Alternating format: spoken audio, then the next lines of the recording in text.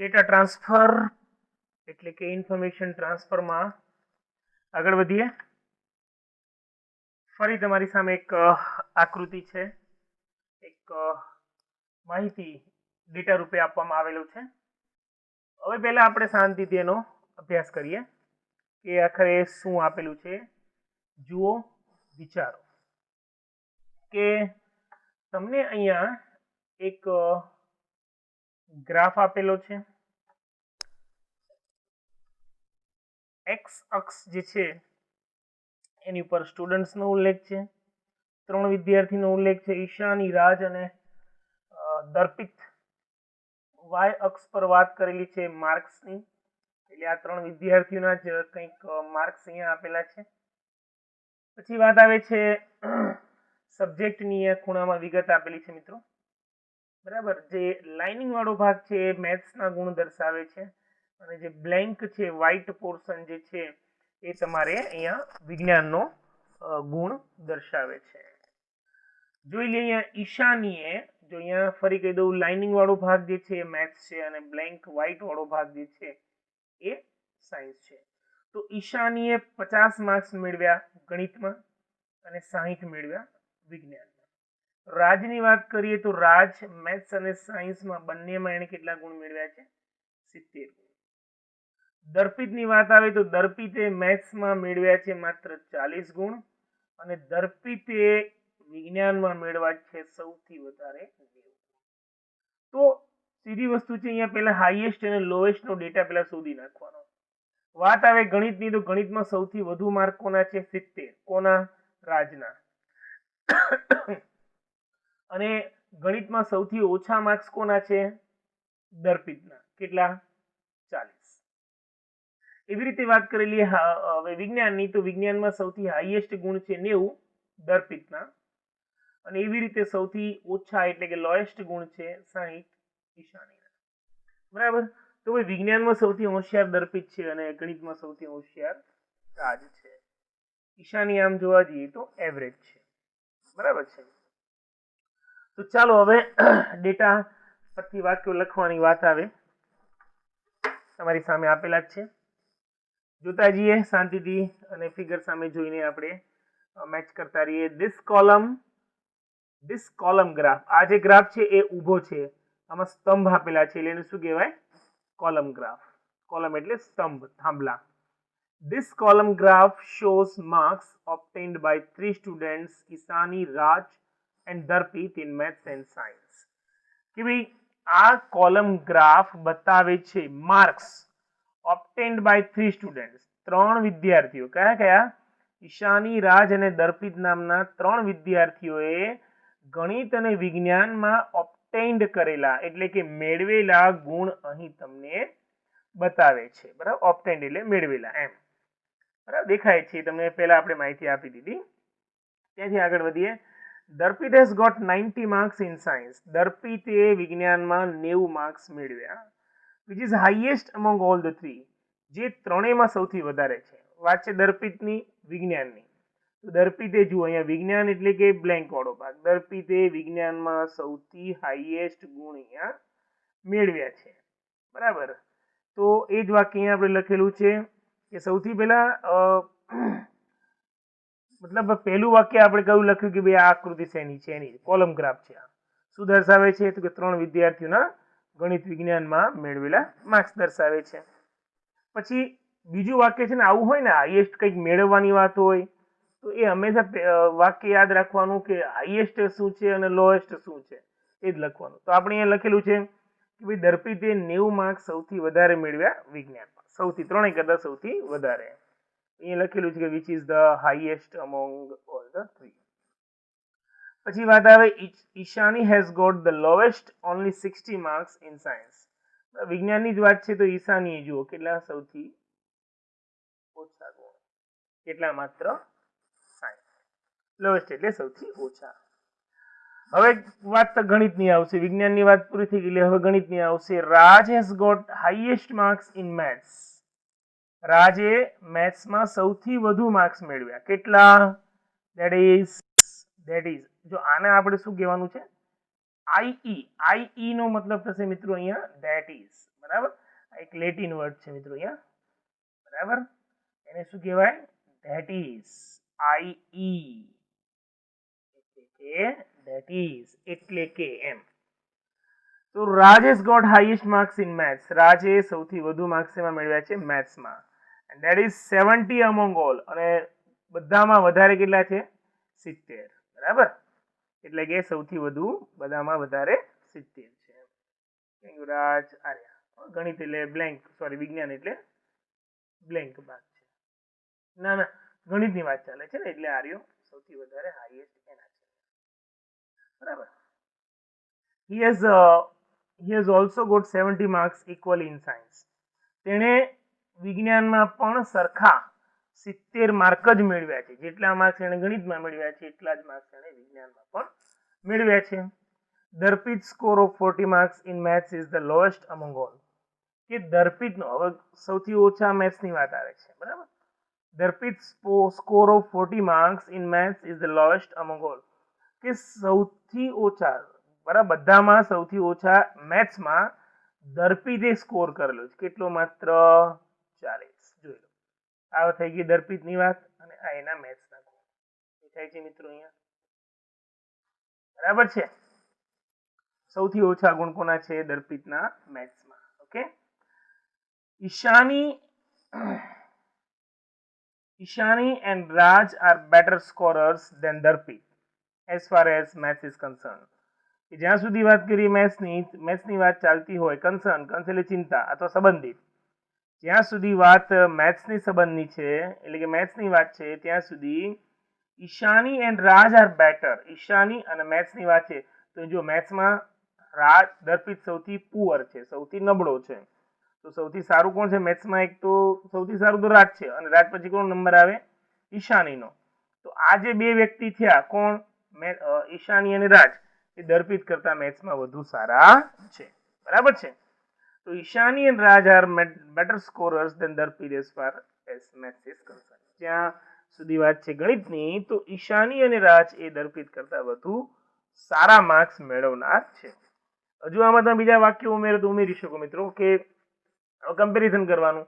ચલો ગણિતની વાત કરી લઈએ ઈશાની અને રાજની, તો ગણિતમાં રાજના માર્ક્સ ઈશાનીના માર્ક્સ કરતા વધારે છે. તો લખી શકીએ કે Raj got more marks than Ishani in maths. Raj got more marks than Ishani in maths. રાજે મેથ્સમાં ઈશાની કરતા વધુ માર્ક્સ મેળવ્યા.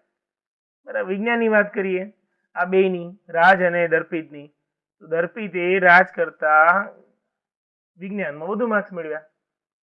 Darpit got more marks than Raj in science. તો આવી રીતે તમે બીજા વાક્યો પણ બનાવી શકો. સમજાય છે? જ્યારે વાક્યો ખૂટે ને મિત્રો, તો શું કરવાનું? આપણે આવી રીતે ડિગ્રીનો ઉપયોગ કરીને વાક્યો બનાવો. ડિગ્રીનો ઉપયોગ કરીએ એટલે કે કમ્પેરિઝન કરવાની, તુલનાની વાત આવે. બરાબર છે. ચલો એક હવે બીજો પેરેગ્રાફ લઈએ છીએ આપણે. જુઓ, study the following diagram and describe the data in 80 words. નીચેનો ડાયાગ્રામ તપાસો અને 80 શબ્દોમાં એનું વર્ણન કરો. બરાબર. તો અહીંયા વાત કરેલી છે મિત્રો, તમે ધ્યાનથી જુઓ, શાંતિથી વિચારો કે આ શું છે, પછી હું તમને કહું છું. બરાબર. વિચારજો, કોઈને કઈ કહેવાની જરૂર નથી. Just think about, watch and think. જુઓ અને વિચારો.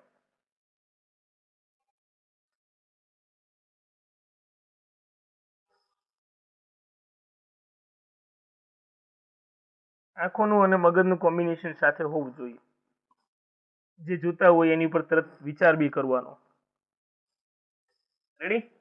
ચાલો, તો હું તમને કહી દઉં, ઘણા વિચાર કર્યો હશે કે ઓઇલના અહીંયા 3 પ્રકાર છે. એક તો ગ્રાઉન્ડનટ ઓઇલ, પછી છે વેજીટેબલ ઓઇલ, ને પછી છે મિનરલ ઓઇલ.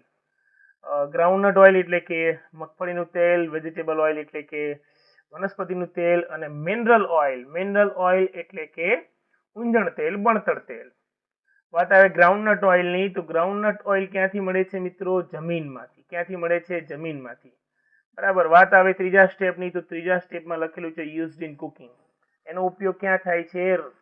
રસોડામાં, એટલે કે રાંધવામાં એમ. બરાબર. વેજીટેબલ ઓઇલ એટલે કે વનસ્પતિ તેલ. બીજો પોઈન્ટ છે એનું ઉદ્ભવ સ્થાન. ઉદ્ભવ સ્થાન છે એનું ફ્લાવર્સ, ફૂલોમાંથી મળી આવે છે. વનસ્પતિ ઓઇલ ક્યાંથી મળે છે? ફૂલોમાંથી. પછી એના ઉપયોગ લખેલા છે અહીંયા, soap making, medicine and scent, એટલે કે સાબુની બનાવટમાં, દવાઓમાં, અને સેન્ટ એટલે કે પરફ્યુમ જેવી કોઈ વસ્તુ બનાવવા માટે વપરાય છે. પછી વાત આવે મિનરલ ઓઇલ, એટલે કે બળતણ તેલ, ઊંધણ તેલ જેને કહેવાય, એ ક્રસ્ટ ઓફ અર્થ, પૃથ્વીનું ક્રસ્ટ, ક્રસ્ટ એટલે કે પેટાળ, છેલ્લો ભાગ, બરાબર.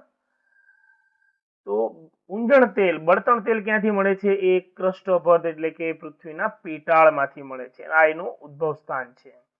પછી વાત આવે એના ઉપયોગની, 3 પોઈન્ટ લખેલા છે. ડ્રાઇવિંગ મશીન્સ, યંત્રો ચલાવવા, ઇન્ડસ્ટ્રી અને ઉદ્યોગોમાં એનો ઉપયોગ થાય છે. સમજાય છે મિત્રો? તો જોઈએ હવે આપણે અંદર શું લખેલું છે. તો એ લખેલું છે આપણી સામે કે this diagram shows the types of oils. આ ડાયાગ્રામ બતાવે છે ટાઇપ્સ ઓફ ઓઇલ્સ, ઓઇલના પ્રકારો, ઇટ્સ ઓરિજિન્સ, એનો ઉદ્ભવ સ્થાન, એન્ડ ઇટ્સ વેરિયસ યુસેજીસ, અને એના વિવિધ ઉપયોગો.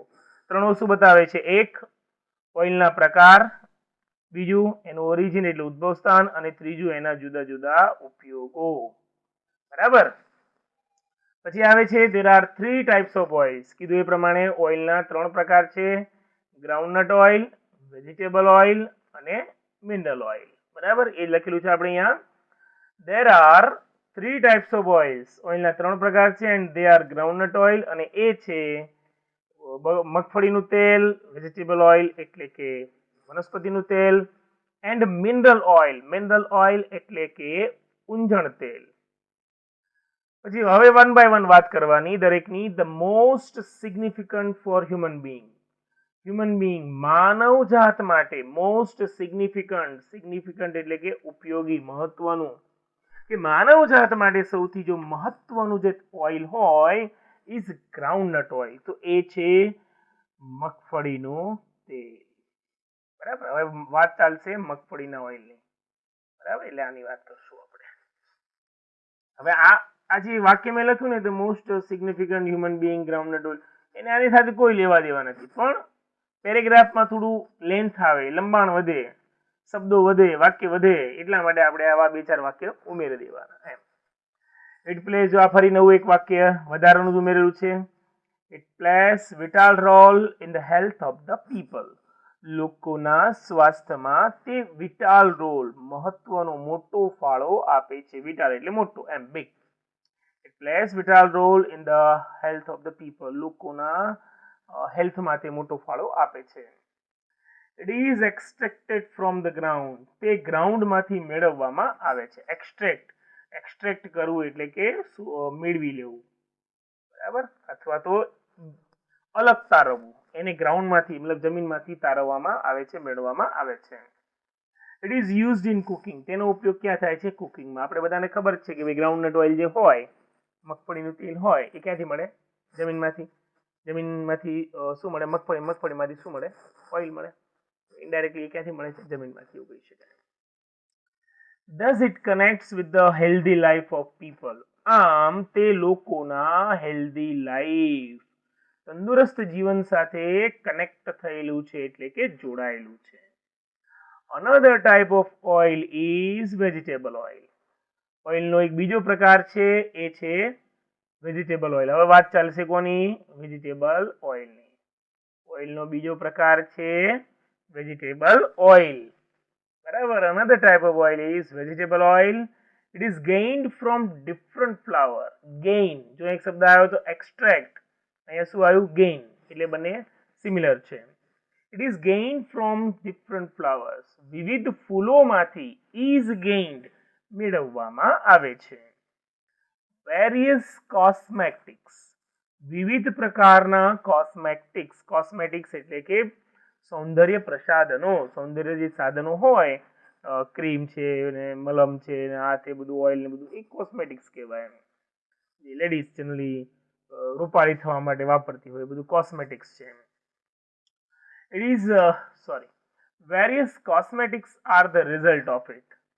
કે ભાઈ જુદા જુદા પ્રકારના જે સૌંદર્ય સાધનો છે એ વનસ્પતિ ઓઇલના પરિણામે જ જોવા મળે છે. મોટાભાગે કોસ્મેટિક્સમાં આ પ્રકારનું જે વેજીટેબલ ઓઇલ ને બધું હોય છે વપરાતું હોય છે. Vegetable oil is the demand of beautician. ફરી એને લગતું જ વાક્ય છે, કોસ્મેટિક્સનો સંબંધ કોની સાથે હોય? બ્યુટિશિયન સાથે. કે ભાઈ વેજીટેબલ ઓઇલની ડિમાન્ડ એ સૌથી વધુ કોણ કરે છે? બ્યુટિશિયન કરે છે. It is used in perfumed soaps, medicines and scent. તેનો ઉપયોગ પરફ્યુમ્ડ સોપ, સુગંધીદાર સાબુની બનાવટમાં, મેડિસિન્સ દવાઓની બનાવટમાં અને સેન્ટ એટલે કે પરફ્યુમ સુગંધીદાર દ્રવ્યો બનાવવા માટે થાય છે. The third type of oil is mineral oil. ઓઇલનો ત્રીજો પ્રકાર છે. The third type of oil is mineral oil. ઓઇલનો ત્રીજો પ્રકાર છે મિનરલ ઓઇલ એટલે કે ઊંજણ તેલ. It is vastly used in industry. Vastly મોટા પાયે, બહોળા પ્રમાણમાં, વિપુલ પ્રમાણમાં, ખૂબ જ. It is vastly used in industry. ઉદ્યોગમાં બહોળા પ્રમાણમાં તેનો ઉપયોગ થાય છે. It is gained from the crust of earth. Crust of earth. પૃથ્વીના પેટાળમાંથી it is gained. તે મેળવવામાં આવે છે. It is used in driving machines. યંત્રો ચલાવવા માટે પણ તેનો ઉપયોગ થાય છે. And industry. અને ઇન્ડસ્ટ્રી એટલે કે ઉદ્યોગોમાં પણ તેનો ઉપયોગ જોવા મળે છે. બરાબર છે. તો મિત્રો આ રીતે તમારે પેરેગ્રાફ લખવાના. એક બીજો પેરેગ્રાફ જોઈએ આપણે અહીંયા. વાંચો, સમજો શું આપેલું છે. Study the following table and write a paragraph in about 80 words based on it. ટેબલનો અભ્યાસ કરો અને એને લગતા ટેબલને આધારિત 80 શબ્દો તમે લખો.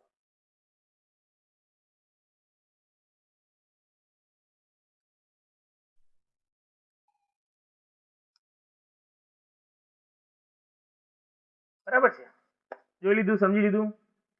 ઓથર્સ શું કહે છે? Milton, Shakespeare, doctor Johnson, Goldsmith and Dickens. આ ઓથર છે. એમણે કેટલી નવલકથાઓ લખી એનું લિસ્ટ છે અહીંયા. આ પોએમ્સ લખી એનું ખાનું છે અને આજે કોલમ છે એમાં કેટલા એમના કાર્યો પ્રકાશિત થયા એની વાત છે. મિલ્ટનની વાત કરી મિત્રો અહીંયા, તો મિલ્ટને એક પણ નવલકથા નથી લખી, 7 પોએમ લખી, 7 પબ્લિશ થઈ. શેક્સપિયરે એક પણ નવલકથા નથી લખી, 30 પોએમ લખી, 30 માંથી 25 પ્રકાશિત થઈ, પબ્લિશ થઈ. ડોક્ટર જોન્સને એક નવલકથા લખી, 15 પોએમ લખી, 10 જ પ્રકાશિત થઈ. ગોલ્ડસ્મિથે 4 નવલકથા લખી, 2 પોએમ લખી, 1 પ્રકાશિત થઈ. અને ડિકન્સે 5 નવલકથા લખી છે, એક પણ પોએમ નથી લખી અને એની 5 નવલકથા પ્રકાશિત થઈ છે. ચાલો જોઈએ હવે એને આપણે કઈ રીતે લખવાનું છે.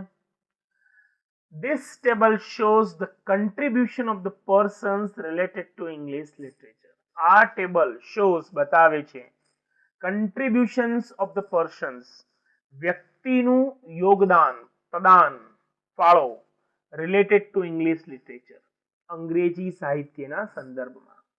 કે ભાઈ આ ટેબલ વ્યક્તિના અંગ્રેજી સાહિત્યના સંદર્ભમાં એનો ફાળો બતાવે છે કે ભાઈ કઈ વ્યક્તિએ, કયા લેખકે અંગ્રેજી સાહિત્યમાં કેટલું યોગદાન આપ્યું એની વાત છે.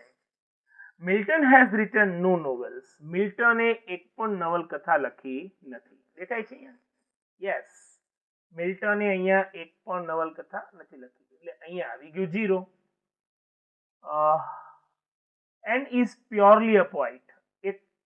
એ એકદમ પોએટ છે, મતલબ એ નવલકથાને નથી લખી, એ માત્ર ને માત્ર શું છે? પોએટ છે, કવિ છે. જો એને એક પણ નવલકથા નથી લખી ને અહીંયા શું લખેલું છે? 7 પોયમ લખી છે અને 7 પબ્લિશ થઈ છે. મતલબ મિલ્ટન શું છે? કવિ છે, નવલકથાકાર નથી. વાત કરીએ બીજી આગળ. while Dickens is a novelist. જો અહીંયા આવી ગયું ડિકન્સ, ત્યારે ડિકન્સ શું છે? એને 5 નવલકથા લખી છે. While Dickens is a novelist and has composed no poems. ડિકન્સ નોવેલિસ્ટ છે, એણે એક પણ કવિતાનું કમ્પોઝ નિર્માણ કર્યું નથી. જો અહીંયા એની પણ કવિતા છે નહીં, મતલબ અહીંયા શું છે 0. હવે 5 નવલકથા લખી અને 5 નવલકથા પ્રકાશિત થઈ ગઈ, પબ્લિશ થઈ ગઈ. તો મિલ્ટન અને ડિકન્સ બે વ્યક્તિ એવા છે કે એણે જે કાંઈ કામ કર્યું, કવિતા લખી કે નવલકથા લખી, એ બધી પ્રકાશિત થઈ ગઈ. બરાબર છે. સો ડિકન્સ ઇઝ પ્યોરલી અ નોવેલિસ્ટ. તો ડિકન્સે કવિતા નથી લખી એટલે શું કહેવાય? નોવેલિસ્ટ કહેવાય. શું કહેવાય? નોવેલિસ્ટ કહેવાય. જ્યારે મિલ્ટને નવલકથા નથી લખી, એણે માત્ર પોએમ લખી છે, તો મિલ્ટન એ પ્યોરલી શું કહેવાય? પોએટ કહેવાય, કવિ કહેવાય. ક્લિયર? ત્યાંથી આગળ વધીએ. Dickens and Milton are only authors. Dickens અને મિલ્ટન એવા લેખક છે whose all works were published, કે જેના બધા જ કાર્યો પ્રકાશિત છે. દેખાય છે ને મિત્રો અહીંયા કે અહીંયા મિલ્ટનનું 7 પ્રકાશ થયો અને ડિકન્સનું 5 પ્રકાશિત થયું. બરાબર? એટલે મિલ્ટન અને ડિકન એવા બે વ્યક્તિ છે, લેખક છે, જેના બધા જ કાર્યો, એમણે જે કંઈ લખ્યું લિટરેચર, એ બધું પ્રકાશિત થઈ ગયું. Shakespeare has composed 30 poems. શેક્સપિયરે 30 કવિતાઓ લખી, નિર્માણ કર્યું, કમ્પોઝ કર્યું એટલે નિર્માણ કર્યું, તો રચવું એમ. And 5 of his poems were not published. 5 કવિતા પબ્લિશ થઈ નહીં. જોઈ લઈએ અહીંયા કે એમણે 30 પોએમ લખી, એમાંથી પ્રકાશિત કેટલી થઈ? 25. તો કેટલી કવિતા પ્રકાશિત ના થઈ? 5 રહી ગઈ. અહીંયા લખેલું છે કે ભાઈ 30 નું એમણે રચના કરી અને 5 of his poems were not published. એમાંથી એમની 5 કવિતાઓ પબ્લિશ થઈ નહીં. While Dr. Johnson has written a novel, જ્યારે ડોક્ટર જોન્સને નવલકથા લખી, ડોક્ટર જોન્સને જુએ નવલકથા લખેલી છે અને 15 પોએમ લખી છે. And composed many poems. અહીંયા આપણે આંકડાનો ઉલ્લેખ નથી કરતા, કયો શબ્દ વાપર્યો છે? એન્ડ કમ્પોઝડ મેની એટલે ઘણી બધી, એટલે 15 આવી ગયું એમ. એમાં 15 શબ્દનો આપણે ઉલ્લેખ થઈ ગયો એમ. બધું કંઈ લખવાની જરૂર નથી. એન્ડ મેની પોએમ્સ, ઘણી કવિતાઓનું નિર્માણ કર્યું, રચના કરી. Some of his works were not published. હવે જો એને લખ્યું કેટલું? એક નવલકથા, 15 પોએમ, કુલ થઈ ગઈ 16. 16 માંથી માત્ર 10 જ પ્રકાશિત થઈ, એટલે એમનું 6 કાર્ય પ્રકાશિત કરવામાં આવ્યા નહીં. તો એવું લખેલું છે some of his works were not published. એનું કેટલું કામ પ્રકાશિત કરવામાં આવ્યું નહીં. વાત આવે ગોલ્ડસ્મિથની. Goldsmith has written a novel than poems. ગોલ્ડસ્મિથે નવલકથા written a novel than poems. Poems કરતા નવલકથાઓ વધારે લખી છે, એને વધારે રસ હશે એમ. So here we can say that, તેથી આપણે એવું કહી શકીએ કે હવે આનો તારી જો એમ ઓલ ઓવર શું કહેવા માંગે છે? Shakespeare was a person. Shakespeare એવો વ્યક્તિ હતો among all, એ બધામાં શેક્સપિયર એવો વ્યક્તિ હતો whose more work has been published, કે જેનું સૌથી મહત્તમ વધુમાં વધુ કામ પબ્લિશ કરવામાં આવ્યું. મતલબ કે આ ટેબલ પરથી આપણે એવું કહી શકીએ કે શેક્સપિયર ધાસુ વ્યક્તિ હશે. એને જે કાંઈ લખ્યું એ લોકોને ગમ્યું. સ્વાભાવિક છે, પબ્લિશરને ગમે તો જ એ પ્રકાશિત કરે, અને એક પ્રકાશિત થાય પછી બીજું ક્યારે પ્રકાશિત થાય? આગળનું કોઈ ગમે તો આપણને બીજું પ્રકાશિત કરવાનું ગમે ને ભાઈ. પબ્લિકને જ કોઈ વસ્તુ ગમી હોય તો નેક્સ્ટ એની ડિમાન્ડ કરે કે ભાઈ અમને આવી બીજી આપજો એમ. બીજી ગમી તો ત્રીજીની ડિમાન્ડ કરી લે, ત્રીજી પ્રકાશિત થયું, ત્રીજું ગમી લો, ચોથું પ્રકાશિત કરવું પડ્યું. મતલબ કે જેમ જેમ તમારું જો મતલબ કે ડિમાન્ડ આવતી જાય, તમારું કાર્ય ગમતું જાય, એમ એમ તમારું કાર્ય વધુ ને વધુ પ્રકાશિત થતું જાય. એવું આ ટેબલનો સાર છે. છેલ્લું વાક્ય લખેલું છે ને, સો here we can say that Shakespeare was a person અમંગ all. અહીં આપણે કહી શકીએ કે બધામાં એક શેક્સપિયર જ એવો વ્યક્તિ હતો whose more work has been published, કે જેનું મોટા ભાગનું કામ પ્રકાશિત કરવામાં આવ્યું છે. સમજાય છે મિત્રો? તો 3 ટેબલ દોરવાના અને એના પરથી આપણે આ વાક્યો જે પેરેગ્રાફ બનાવ્યો છે મિત્રો એ લખવાના, તૈયાર કરવાના, ગ્રામેટિકલ પોઈન્ટ સમજવાનું, ભૂલો નહીં કરવાની. ઓકે, તો મળીશું નવા જ કંઈક આકૃતિ સાથે, નવા જ ટોપિક સાથે નેક્સ્ટ લેક્ચરમાં. Okay, till then, bye bye. See you next time.